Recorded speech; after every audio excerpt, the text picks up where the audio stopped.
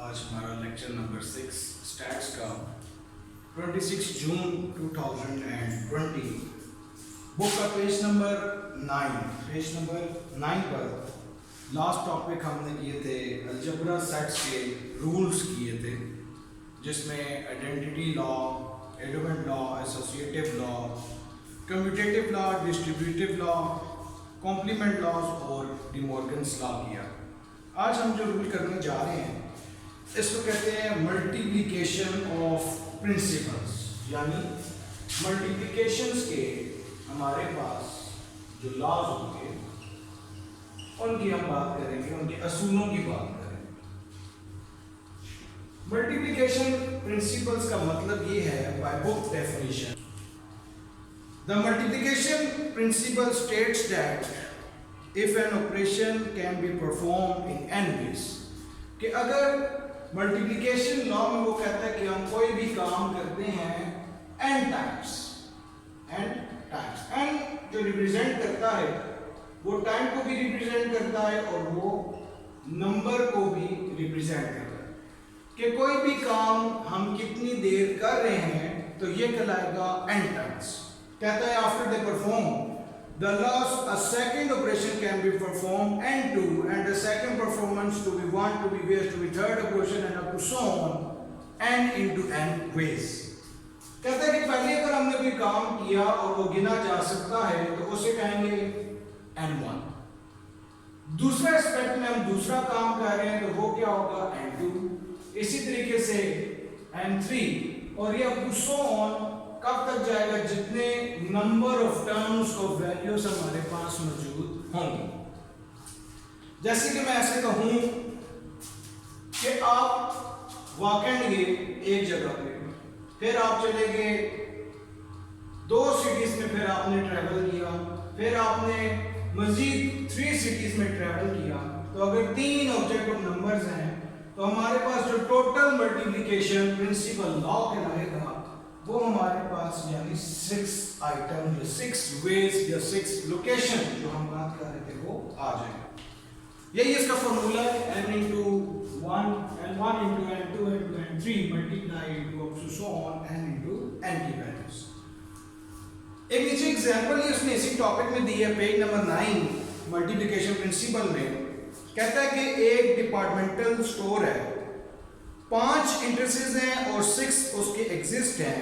In how many ways can one inter and leave the store. कहता है कि हमारे पास एक स्टोर है जिसमें 5 हमारे पास इंट्रेंस है यानी इनपुट, और 5 ही हमारे पास एग्जिस्ट हुए हैं जिससे हम बाहर निकल सकते हैं। वो कितने हैं हमारे पास? 6 है। तो यानी 5 वे से हम इंटर हो रहे हैं और 6 वेज ऐसे हैं जो कहीं से भी आपके आउट हो सकते हैं। तो टोटल नंबर ऑफ आउटकम्स कितनी है? तो हम करेंगे इंटरेस्ट n1 जो था वो हमारे पास मौजूद है 5 और एग्जिस्टेंस को हम नोट करते हैं n2 कितना है 6। तो मल्टीप्लिकेशन लॉ क्या कहता है n1 into n2, तो ये हमारे पास 5 into 6, तो हमारे पास टोटल वेज आ जाएंगे 3rd। तो यानी इनपुट को हमने आउटपुट से मल्टीप्लाई कर दिया तो हमारे पास कितने वेज आ गए? 3rd ही आ गए। अब आ जाए नेक्स्ट पेज पर। हमारे पास नेक्स्ट इसी टॉपिक का, इसी चैप्टर का रेलेवेंट एक टॉपिक है फैक्टोरियल।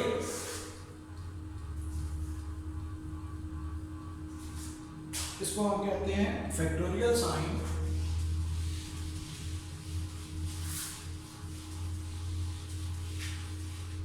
फैक्टोरियल में पेज नंबर 10 जिसमें हमारे पास टॉपिक का नाम फैक्टोरियल्स है, जिसको हम डिनोट करते हैं स्टॉप साइन ऑफ इंग्लिश, जिसमें हम रुकावट करते हैं यानी रुक जाते हैं।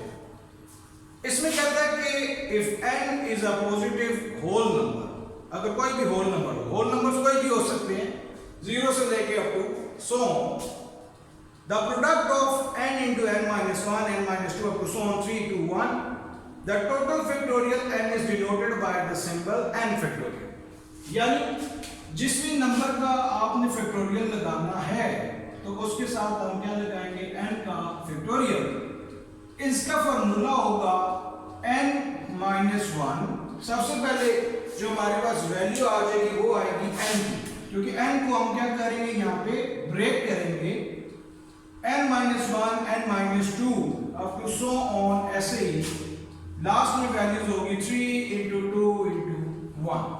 इस सारी बात का मतलब ये है कि अगर हमने कोई भी फैक्टोरियल वैल्यू मौजूद है उसे n ऑब्जेक्ट्स को निकालना है तो वो पहले तो क्लोज होगा 1, 0 इसमें शामिल नहीं होगा. फैक्टोरियल कभी भी वैल्यू इक्वल टू 0 नहीं हो सकती. अब हम निकालेंगे हमारे पास जैसे कि कोई भी क्वेश्चन की वैल्यू दी हुई है 5 फैक्टोरियल. दोनों मेथड है. अगर आपने अपने साइंटिफिक कैलकुलेटर पे इसको सॉल्व करना है तो आपके पास साइन आ रहा होगा फैक्टोरियल का. कुछ कैलकुलेटर्स पे शिफ्ट दबा के ये बटन प्रेस करेंगे तो तब फैक्टोरियल का साइन आएगा, नहीं तो कुछ के कैलकुलेटर्स पे ऐसे फैक्टोरियल का साइन मौजूद होगा.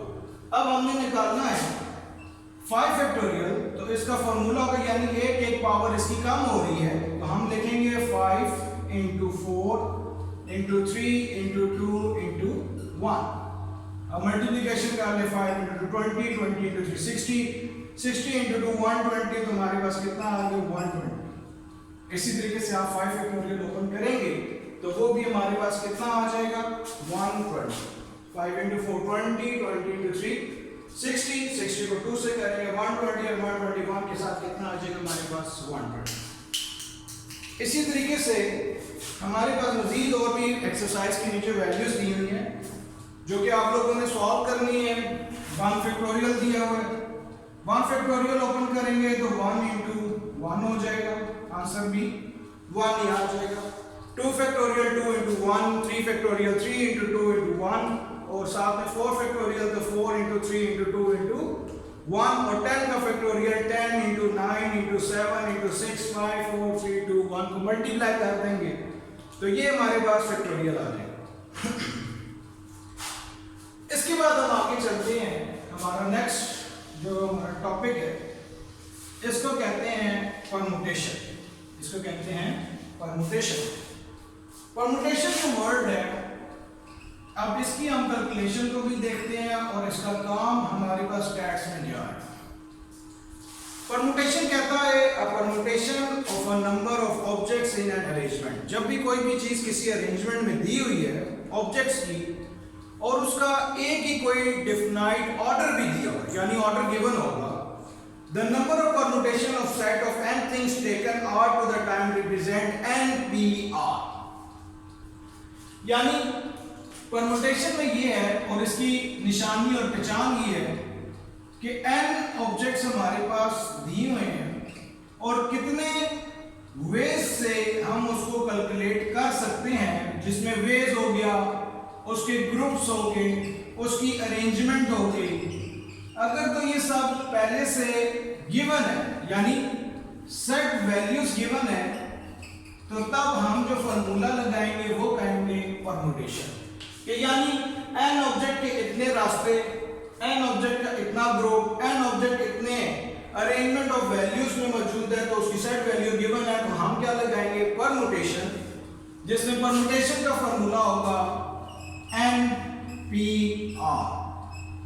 ये जब आप साइंटिफिक कैलकुलेटर पे आप यूज करेंगे तो आपके पास कैलकुलेटेड वैल्यू में n ऑब्जेक्ट हमने पहले रखना होगा और फिर आपके पास कैलकुलेटर में p लिखा आएगा और फिर उसके बाद आपने r की वैल्यू देनी होगी. ये तो मेथड हो गया कैलकुलेटर पे, यानी n की वैल्यू पुट करेंगे जो n ऑब्जेक्ट टोटल दिया हुआ है, परमुटेशन वैल्यू देंगे और r उसकी कॉम्बिनेशन वैल्यूज होगी जो arrangement of groups, arrangement of ways, arrangement of title words के ऊपर दिया होगा. अब हमारे पास इसका जो फॉर्मूला है अगर कैलकुलेटर पे नहीं करते तो हम npr निकालने के लिए करेंगे n का फैक्टोरियल n माइनस r का फैक्टोरियल.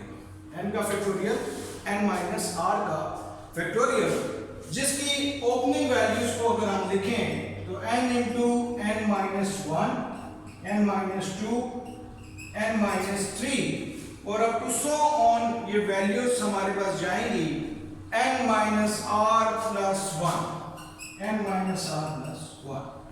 ये हम स्टैटिस्टिकली इसको रिप्रेजेंट करते हैं।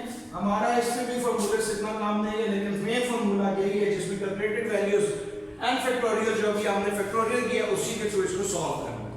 अब वो आपको क्या कैसे क्वेश्चन कर सकता है, पहले हम आसान मेथड पे चलते हैं और उसके बाद हम बाय बुक क्वेश्चंस को भी चेक करते हैं। अब वो कहता है कि आप कैलकुलेट करें, ऑब्जेक्टिव में आ गया क्वेश्चन 5p3 निकालें। अब 5p3 निकालेंगे तो फॉर्मूला वही है npr, n 5 हो गया r 3 हो गया। हम फॉर्मूला बनाएंगे n factorial n minus r का फैक्टोरियल, यानी कि 5 नंबर ऑफ ऑब्जेक्ट्स हैं जो इसके साथ रिप्रेजेंट कर रहे हैं और साथ में 5 ऑब्जेक्ट में से जो ऑब्जेक्ट ऑफ अरेंजमेंट दी हुई है 3 फैक्टोरियल को माइनस करेंगे तो 5 फैक्टोरियल और नीचे रह जाएगा 2 फैक्टोरियल, 5 माइनस 3 और बाद में factorial. 5 multiply by 4 multiply by 3 multiply by 2 into 1, हम 2 फैक्टोरियल पे रुक जाएंगे, 1 पे नहीं जाएंगे क्योंकि नीचे भी 2 फैक्टोरियल मौजूद है। 2 को आपस में 2 से कट कर दिया। 5 इंटू 4 20, 20 इंटू 3, हमारे पास आंसर क्या आ गया 60 आंसर आ गया। यही आप कैलकुलेटर पे 5p3 लिखेंगे तो आपके पास 60 आ जाएगा, जो कि आप कैलकुलेटर पे भी इसको निकाल सकते हैं। मैं दोनों मेथड इसलिए आपको साथ साथ गाइड कर। अब हम एग्जांपल पे जाते हैं। कहता है for example in how many ways different ways can be 3 letters, letters कितने बता दी 3, A, B and C arranged by the taking 2 at the time। उसने अरेंजमेंट कितनी बता दी है 2 बता दी। क्वेश्चन में कहता है कि 3 हमारे पास अल्फाबेट्स हैं, वेरिएबल वैल्यूज भी कह सकते हैं, जिसकी वैल्यूज में नाम है, एक पहला A है, फिर B है और फिर C, यानी n जो वैल्यूज होगी वो हमारे पास 3 होगी। उसने कहा है उसको अरेंज करें 2 वैल्यूज पर। तो अब जब भी अरेंजमेंट दी हो, बेस दी हो, ग्रुप दी हो और नंबर ऑफ वैल्यूज हो तो हम फॉर्मूला क्या लगाएंगे npr और नोटेशन का। तो 3p2 निकालेंगे तो 3 फैक्टोरियल, अब मैं डायरेक्ट सॉल्व कर रहा हूं, 3 माइनस 2 का फैक्टोरियल, तो हमारे पास आंसर 3 फैक्टोरियल और 1 फैक्टोरियल। अब हम करेंगे 3 इंटू 2 इंटू 1, 1 का फैक्टोरियल 1 ही रहेगा, तो हमारे पास आंसर आ जाएगा 6। ये हमारे पास आ गया। n ऑब्जेक्ट हमारे पास जो थे वो 3 थे। अरेंजमेंट उसने बताई है कि वो किस पे दी हुई है 2 अरेंजमेंट पे दी हुई है और 3b2 हमने फॉर्मूला लगाया और 3 फैक्टोरियल 3 माइनस 2 का फैक्टोरियल हमने इसको सॉल्व कर दिया। अच्छा, इसके बाद नेक्स्ट एक एग्जांपल भी उसने दी हुई है। In how many words the letter the word समास्ता बी अरेंज है, टोटल नंबर हमारे पास 9 ऑकरेंस 2, A के इतने अल्फाबेट हैं, T के इतने अल्फाबेट हैं, 2 टाइम्स M के हैं, 1 टाइम किसका, ये तमाम दर उसने एक एग्जांपल एक और दी है। ये भी एग्जांपल परम्यूटेशन की है, लेकिन इस टॉपिक इस बुक में मेंशन नहीं है। इसे हम कहते हैं reputation, reputation of permutation, reputation of permutation, यानी जो वर्ड्स रिपीट हो रहे होंगे, जो बात रिपीट हो रही होगी, कोई ऑब्जेक्ट रिपीट हो रहा होगा तो हम उसको निकालेंगे रेपुटेशन ऑफ परम्यूटेशन। इसका फॉर्मूला होता है n factorial divided by n1 multiply n2 multiply n3, साथ में factorial sign up to so on n into n का फैक्टोरियल। ये होता है repetition of words, repetition of permutation, जिसमें वर्ड्स हो सकते हैं, आपसे पूछा जा सकता है स्टैटिस्टिक्स, मैथमेटिक्स, कोई भी जगह का नाम, शहर का नाम, किसी पर्सन का नाम, किसी भी प्लेस का नाम यूज कर सकते हैं। जो उसने वर्ड यूज किया है उसका नाम उसने बताया है समास्टा।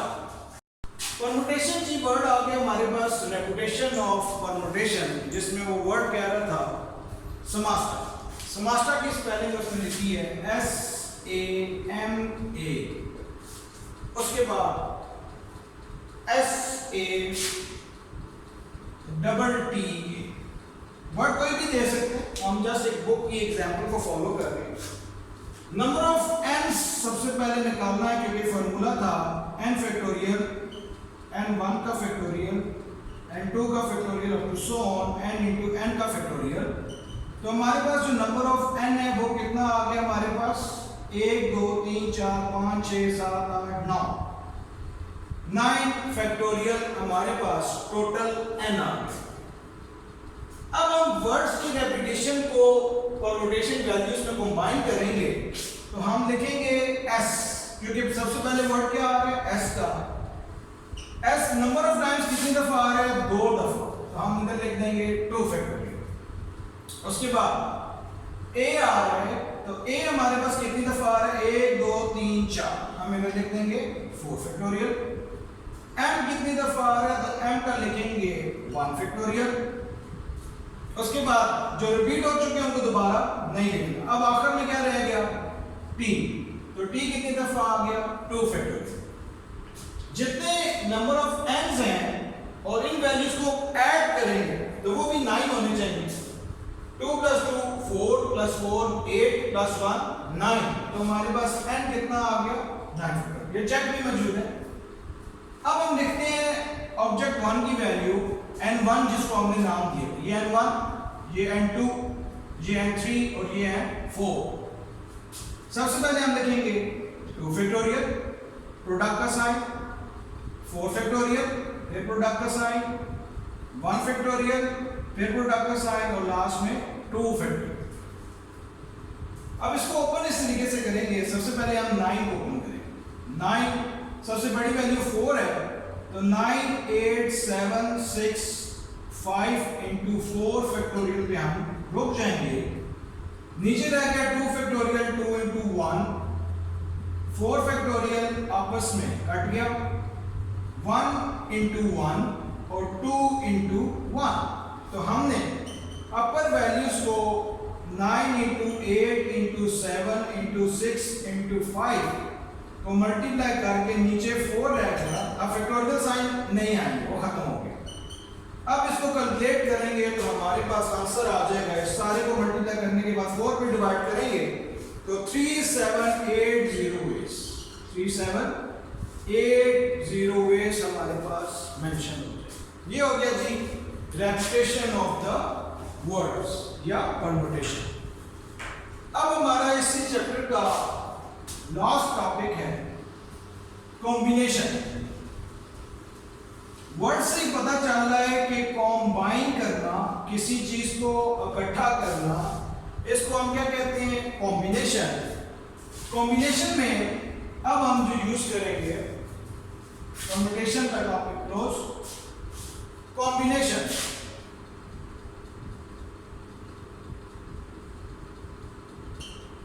कॉम्बिनेशन जो वर्ड डेफिनेशन है, कहता है a combination is a selection of objects considered without record their order, यानी उनका कोई ऑर्डर मौजूद नहीं है, कोई भी अरेंजमेंट हो सकती है। उसमें ऑर्डर मेंशन होता था परम्यूटेशन में, इसमें ऑर्डर मेंशन नहीं होता।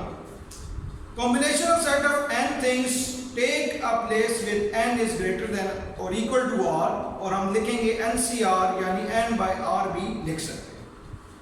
तो कॉम्बिनेशन का मतलब वो ये कहता है कि हमारे पास n ऑब्जेक्ट्स तो होंगे, n ऑब्जेक्ट्स होंगे, लेकिन जो r कॉम्बिनेशन वेज हैं, कॉम्बिनेशन ऑफ वेज जो हमने पहले भी बात की, वेज, उनकी अरेंजमेंट या उनकी कोई भी तरतीब, तो वो विदाउट ऑर्डर होगी, यानी उसका कोई ऑर्डर गिवन नहीं होगा।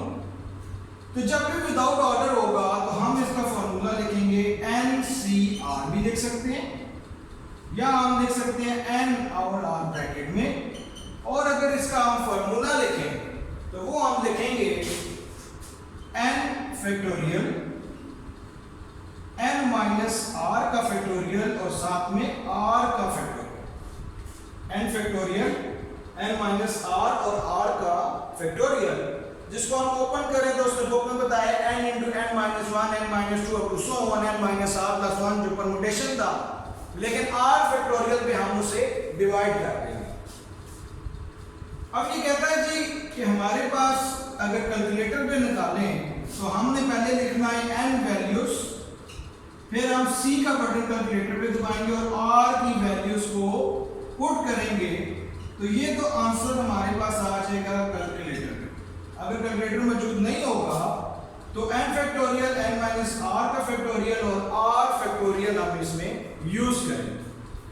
अब इधर ही एक एग्जांपल को देख लेते हैं ताकि हमारे पास ये टॉपिक और मजीद क्लियर हो जाए। एग्जांपल में वो कहता है पेज नंबर 11, अब बास्केटबॉल एक स्क्वाड है 10 प्लेयर्स का। कोच ने एक टीम सेलेक्ट करनी है। How many different 5 players can be selected to be the purpose. अब सिलेक्ट में हमने 5 बंदे करने हैं लेकिन अरेंजमेंट मौजूद नहीं है। कहता है कि n की जो टोटल नंबर ऑफ टीम 10 है और कोच ने 10 बंदों में से 5 लोगों को सिलेक्ट करना है।